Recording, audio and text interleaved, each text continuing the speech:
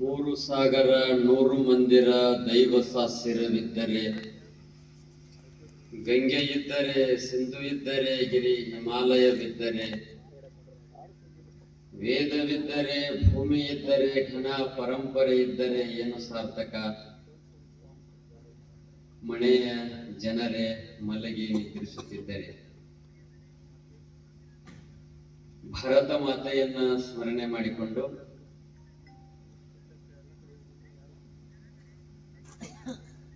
ಅಖಂಡ ಭಾರತ ಸಂಕಲ್ಪ ದಿನದ ವೇದಿಕೆ ಮೇಲೆ ಆಸೀನರಾದ ಪೂಜ್ಯರಿಗೂ, ಸೈನಿಕರಿಗೂ, ನಮ್ಮ ಸಂಘದ ವಕ್ತಾರರಿಗೂ, ಆಗಮಿಸಿದ ತಮ್ಮೆಲ್ಲರಿಗೂ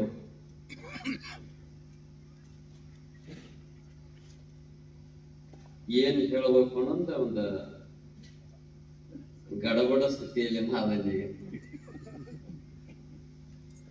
ಗುಡ್ ನೈಟ್ ಅಂತ ಹೇಳು. ನೀವೆಲ್ಲ ಯಾತ್ರದರಿ ಗುಡ್ ಮಾರ್ನಿಂಗ್ ಅಂತ ಹೇಳು. ಯಾಕೆ ಇವತ್ತು ರಾತ್ರಿ ಅದ ಇದು. ಅದಕ್ಕಾಗಿ ಎಲ್ಲರಿಗೂ ನಮಸ್ಕಾರಗಳನ್ನು ತಿಳಿಸಿ, ಭಾರತದ ಪರಿಸ್ಥಿತಿ ಹೀಗಿದೆ. ಭಾರತ ಅಂದ್ರೆ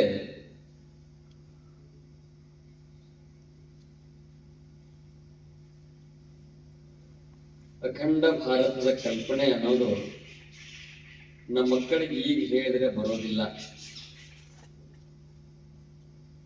ನಮ್ಮ ಶಾಲ್ಯಾಗ ಮಕ್ಕಳ ಪರಿಸ್ಥಿತಿ ಏನ ರೂಢಿ ಆಗೈತಂದ್ರ 1947 ಪ್ರಕ್ರಿಯೆ ಏನದ ಅದೇ ತಲೆಯಲ್ಲದ. 30 ರಾಜ್ಯಗಳ ಮಾತ್ರ ನಮಗ ಸೀಮಿತ ಅದಾವ. 30 ರಾಜ್ಯ ಒಳಗ ಒಂದು ಹೊರತುಪಡಿಸಿ, ಯಾವುದು ಹೊರತುಪಡಿಸಿ? ಜಮ್ಮು ಕಾಶ್ಮೀರನ್ನು ಹೊರತುಪಡಿಸಿ ಅಂತ ಹೇಳೋದು. ಮತ್ತೆ ಯಾಕೆ ಪಾಠನ ಹಂಗ ಬರ್ದಾರ? ಪಾಠನ ಹಂಗ ಬರ್ದಾರಂದ್ರ ಮಕ್ಕಳಿಗೆ ತಲೆಯಲ್ಲಿ ಏನಂದ್ರ ಅಖಂಡ ಭಾರತದ ಕಲ್ಪನೆ ಇಲ್ಲ ಅವ್ರಿಗೆ. ಇದೊಂದು ಹಿಂದೂ ರಾಷ್ಟ್ರ, ಇದೊಂದು ಅಖಂಡ ಭಾರತ ಅಂದ್ರ ಅವರು ಅಖಂಡ ಭಾರತದ ಕಲ್ಪನೆ ಕೊಡ್ಬೇಕಾಗಿತ್ತಂದ್ರ ನಾವು ಪುರಾಣಗಳನ್ನು ಓದ್ಬೇಕಾಗ್ತದ.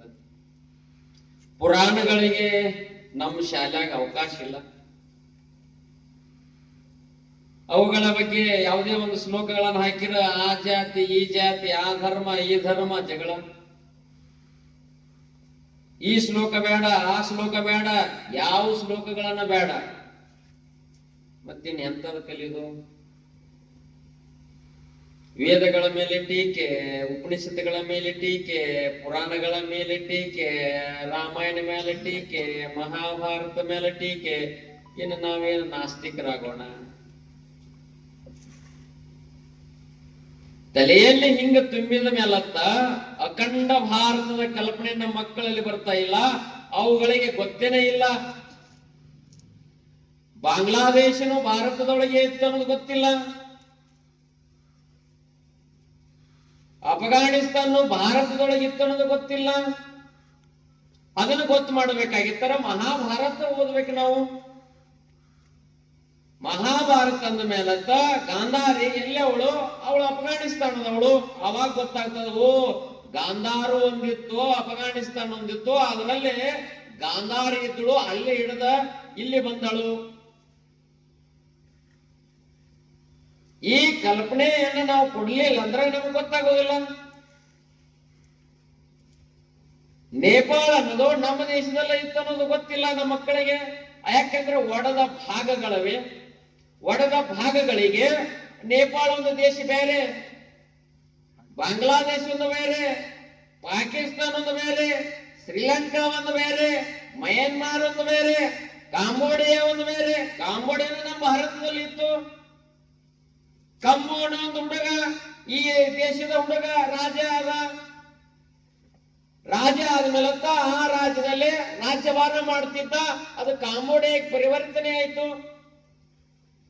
ನಮ್ಮ ಮಕ್ಕಳಿಗೆ ಅದನ್ನು ಹೇಳ್ತಾ ಹೋದ್ರೆ ಅವಕ್ಕೆ ತಲೆಯಲ್ಲೇ ಬರ್ತಾ ಇಲ್ಲ. ತಲೆಯಲ್ಲೇ ಒಂದು ಸುತ್ತಿ ಬಿಟ್ಟಿದ್ದಾರೆ. ಏನು ಸುತ್ತಿದ್ದಾರೆ? A for apple, B for ball, Z for zebra. ಕೊನೆಗೆ ಹೋಗಿ ಜಿಬ್ರಾ ಹೋಗಿ ಬಿಡ್ತಾವ. ಜಿಬ್ರಾ ಅಂದ್ರ ಕಾತೆ.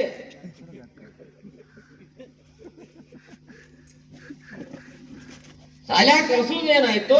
ಕಾತಿ ಕಲೀರಿ. ಮಹಾಭಾರತ ಕಲಿಲ್ಲ, ರಾಮಾಯಣ ಕಲಿಲ್ಲ, ವೇದಗಳ ಗೊತ್ತಾಗಲಿಲ್ಲ. ಈಗ ಹುಡುಗರ ತಲೆ ಕಾತಿ ಆಗಿಬಿಟ್ಟು ಅಖಂಡ ಭಾರತ ಸಂಕಲ್ಪ ಬರೋದೇ ಇಲ್ಲ.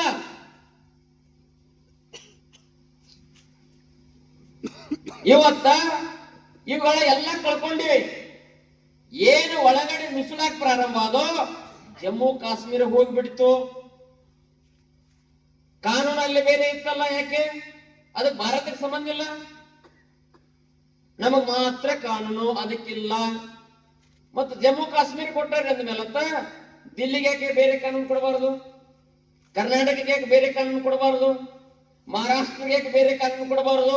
ಇವೆಲ್ಲ ಕಾನೂನು ಅನುಭವಿಸ್ತದೆ. ಆ ಜಮ್ಮು ಕಾಶ್ಮೀರ್ಗೆ ಅನುಭವಿಸ್ತಂಗಿಲ್ಲ. ಡೇಂಜರಸ್. ಅಲ್ಲೇನು ಬಾಂಬ್ ತಯಾರು ಮಾಡ್ತಾರೆ.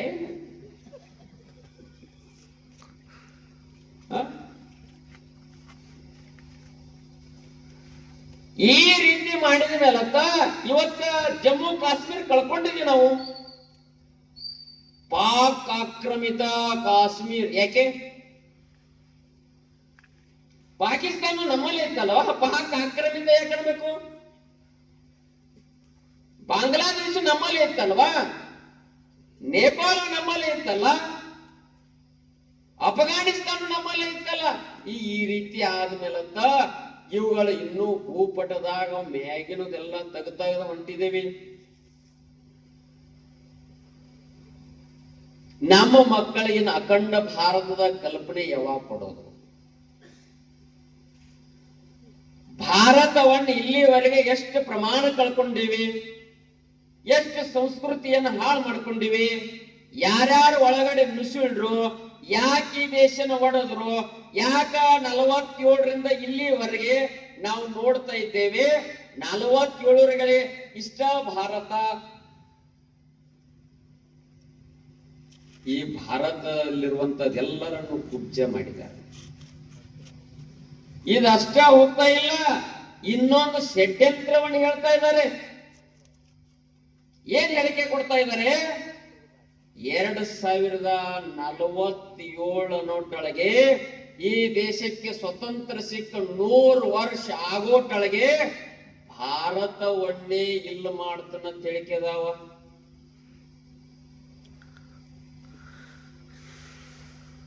ಮದಾಂಧರು, ರಾಕ್ಷಸರು ಏನದಲ್ಲ, 47 ಒಳಗೇನ ಈ ಭಾರತ ಇಲ್ಲ ಹೇಳಿಕೆ ಕೊಟ್ರಲ್ಲ. ನಾನೊಂದು ಹೇಳಿಕೆ ಕೊಟ್ರೆ ಸಾಕ, ಅರೆಸ್ಟ್ ಮಾಡ, ಅರೆಸ್ಟ್. ಮತ್ತ ಇವ್ ಹೇಳಿಕೆ ಕೊಟ್ಟಲ್ಲ, ಇವ್ರ 47ರೊಳಗೆ ಭಾರತ ಎಲ್ಲದಂಗ ಮಾಡ್ತಾನೋ ಇವ್ರನ್ನ ಪಲ್ಲಕ್ಕಿಯಾಗಿ ಮೆರವಣಿಗೆ ಮಾಡಿ.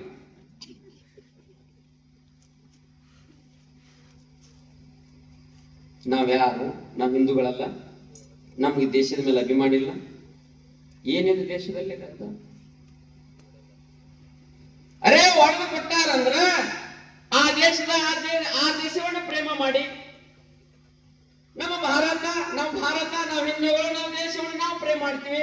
ಅರೇ ಅಮೆರಿಕದವರು ಭಾರತವನ್ನು ಪ್ರೇಮ ಮಾಡಲ್ಲ, ಜಪಾನ್ದವ್ರು ಮಾಡಲ್ಲ, ರಷ್ಯಾದವ್ರು ಮಾಡಲ್ಲ, ಚೀನಾದವ್ರು ಮಾಡಲ್ಲ. ಇಲ್ಲಿಯ ಹಿಂದೂಗಳು ನಾವೇ ಈ ದೇಶವನ್ನು ಪ್ರೀತಿ ಮಾಡಬೇಕು. ಬೇರೆದವ್ರು ಯಾರು ಅವಕಾಶ ಇಲ್ಲ. ಅವ್ರ್ಯಾಕೆ ಭಾರತ ಅಂತಾರ್ರಿ? ಅಖಂಡ ಭಾರತ ಕಲ್ಪನೆ ಅವ್ರಿಗೆಲ್ಲ.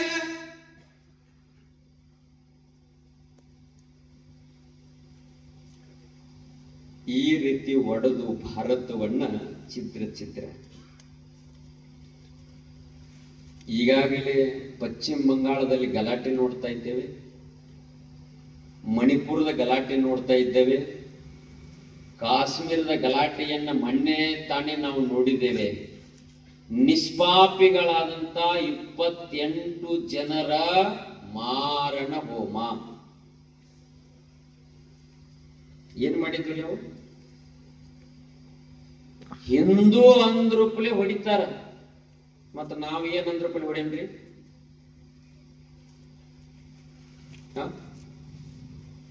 ಹಿಂದೂ ಅಂದ್ರಪ್ಲೆ ವಿಚಾರ ಮಾಡಿ ಹೊಡಿತಾರ. ನೀ ಹಿಂದೂ ಅದಿಲೋ ಇಲ್ಲೋ ಚೆಕ್ ಮಾಡಿ ಹೊಡಿತಾರ.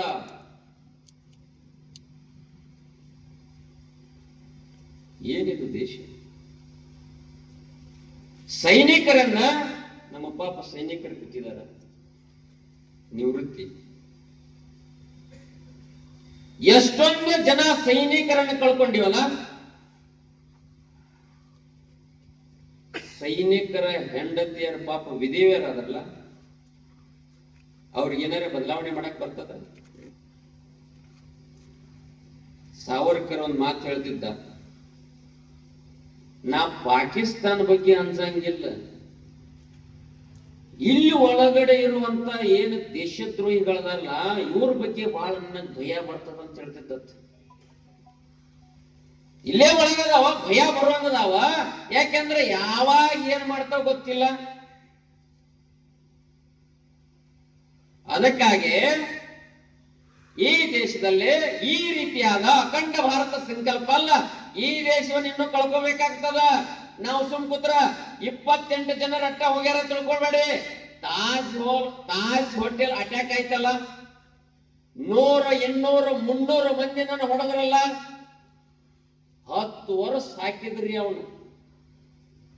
ಯಾರನ್ನ? ಮೊಹಮ್ಮದ್ ಕಸಬ್. ಎಷ್ಟು ವರ್ಷ ರೀ? ನಾ ಅಣ್ಣಿ ಹೊಸ ರಾಷ್ಟ್ರದ ಕೊಡ್ತಾನೆ, ಆಮೇಲೆ ಜೈಲ್ನ್ಯಾಗ ಅಣ್ಣ 10 ವರ್ಷ ಅವನಿಗೆ ಇಟ್ಕೊಂಡು ಏನು ಸಾಧನೆ? ನಾ ಏನ್ ನನಗೂ ಅನ್ಸಾಕೈತಿ, ಅವನು 10 ವರ್ಷ ಇಟ್ಕೊಂಡ್ ಮೇಲೆ ನೋಟ್ ಮೇಲೆ ಅವನು ಫೋಟೋ ಪ್ರಿಂಟ್ ಹಾಕ್ತಾರೆ. ಆಮೇಲೆ ಏನು ಸಾಧನೆ ಮಾಡ್ಯಾನ? 200 ಮಂದಿನ ನಾರಿಮನ್ ಹೌಸ್ ಒಳಗೆ ಹೊಡೆದ, ತಾಜ್ ಹೋಟೆಲ್ ಒಳಗೆ ಹೊಡೆದ. ಅವನ್ 10 ವರ್ಷ ಪೂಜೆ. 28 ಜನರನ್ನು ಹೊಡೆದ್ರಲ್ಲ, ಅವರನ್ನು ಪೂಜೆ. ಈ ದೇಶದಲ್ಲಿ ಏನ್ ಮಾಡ್ತಾ ಇದ್ದಾರೆ? ಅದಷ್ಟೇ ಅಲ್ಲ, ವಿಧಾನಸೌಧದಾಗ ಸಕ್ಕರೆ ಗಳಿಕೆ ಕೊಡಾಕತ್ಯಾರ ನಮ್ಮ ರಾಜ್ಯದ. ಏನಂತ? ನಾವ ಓಟ್ ಹಾಕಿ ನಾವ ಆರಿಸ್ತಂದ ಮೇಲತ್ತ ಪಾಕಿಸ್ತಾನ್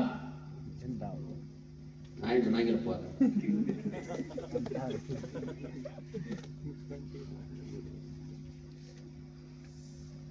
ಏನು ದೇಶ ಆಯ್ತು? ನಾವು ಹಂಗ ಹೋರಾಟ ಮಾಡೋದು. ಈ ದೇಶದಲ್ಲೇ ಈ ರೀತಿ ನಮ್ಮ ವಿಧಾನಸೌಧದ ಘಟನೆ ಹೇಳ್ತೀನಿ, ಬೇರೆ ಅಲ್ಲ. ಮತ್ ಹೋಗಿ ಪ್ರಮಾಣ ವಚನ ಸ್ವೀಕಾರ ಮಾಡೋದು. ಏನ? ಕರ್ನಾಟಕ ರಾಜ್ಯಗೋಸ್ಕರ ಪ್ರಾಣ ಕೊಡ್ತನೋ, ಪಾಕಿಸ್ತಾನ ಒಳಗಡೆ ಜಿಂದಾಬಾದ್. ಇದೆಲ್ಲ ಮೋಸದ ಜೀವನ. ಜನರಿಗೆ ಫಾಸೆ ಕೊಡೋದು ಬೇರೆ, ಒಳಗಡೆ ಮೋಸ್ತಾನ ಬೇರೆ. ಅದರೊಳಗ ನಿಷ್ಪಾಪಿಯಾದಂತ ಮಣ್ಣ ಘಟನೆ ನಾವು ನೋಡಿದ್ವಿ. ಪಾಪ ಬಡವರ ಒಕ್ಕಪ್ಪದ ಆಸ್ತಿಯಿಂದ ಹೋದು ಇಲ್ರಿ. ಮರುದಿವಸ 7 ನಮ್ಮ ರೈತರು ಉತ್ತಾರದಾಗ ಒಕ್ಕಪ್. ನಾನಿ ಪಾಪ ರೈತರದ್ದು ಯಾಕೆ ತಗೊಂಡ್ರ? ದೊಡ್ಡ ದೊಡ್ಡ ತಿಮಿಂಗಲಿದ್ದುಲ್ಲ ಅಧಿಕಾರಿಗಳು, ಅವ್ರದ್ದು ಯಾಕೆ ಪಡಿಲಿಲ್ಲ? ಪಾಪ ರೈತ ನಿಷ್ಪಾಪಿ. ಅವಗೊಂದು ತಹಸೀಲ್ದಾರ್ ಆಫೀಸ್ ಗೊತ್ತಿರಂಗಿಲ್ಲ, AC ಆಫೀಸ್ ಗೊತ್ತಿರಂಗಿಲ್ಲ, ಎಲ್ಲಿ ಹೋಗಿ ಇದನ್ನ ಕಾನೂನು ತೊಡಗಿಸೋದು ಗೊತ್ತಿಲ್ಲ. ಪಾಪ ನಮ್ಮ ದೇಶದ ರೈತ ಆ ಜಮೀನುಗಳನ್ನು ಕಳ್ಕೊಂಡು ಪಾಪ ಹೋರಾಡಕೈತಿ.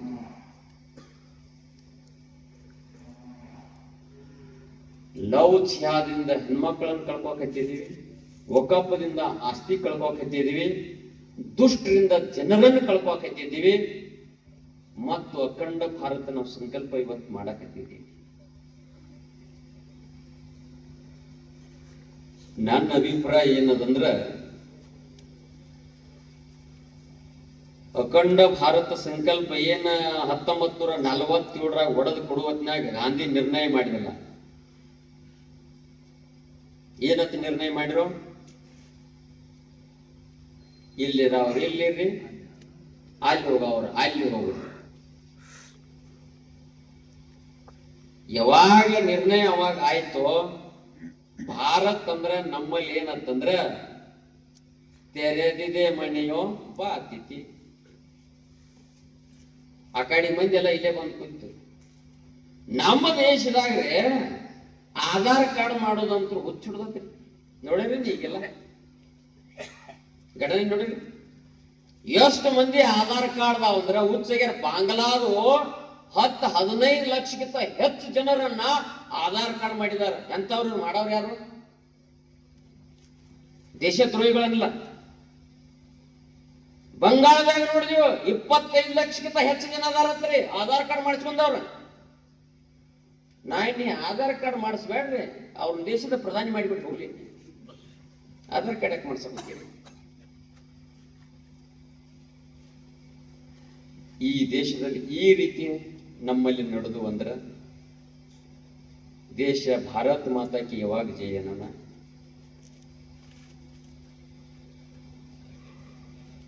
ದೇಶದ ಪ್ರಧಾನಿ ಒಂದು ಮಾತಂದ್ರೆ, ಹೇ ಚಂದನ್ ಕಿ ಧರ್ತಿ ಹೈ, ಏ ಅಭಿನಂದನ್ ಕಿ ಧರ್ತಿ ಹೈ,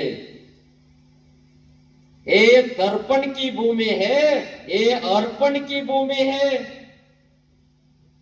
इसके नदी नदी हमारे लिए गंगा है, इसका कंकर कंकर हमारे लिए शंकर है.